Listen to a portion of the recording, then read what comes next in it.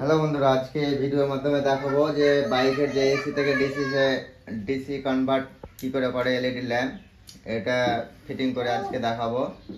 সর্বপ্রথমে ল্যাম্পটা খুলে নিলাম।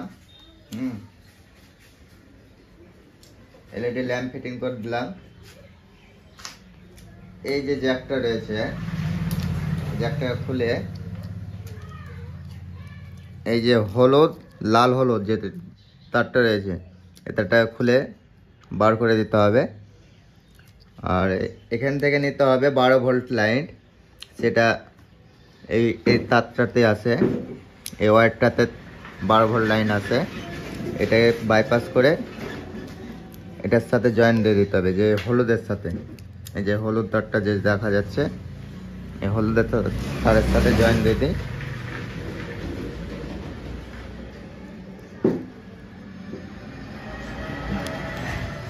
এদিকে কাজ কমপ্লিট, এলইডি ল্যাম্প লাগিয়ে দিলাম। আর এটার কোনো কাজ নেই, এটা খুলে রেখে দিতে পারেন।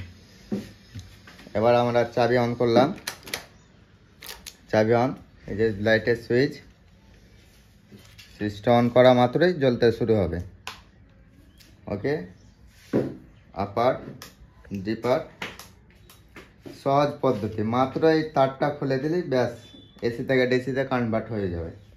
তো ওকে ভাই, ভিডিওটা ভালো লাগলে লাইক, কমেন্ট, শেয়ার আর সাবস্ক্রাইব করে দেবে।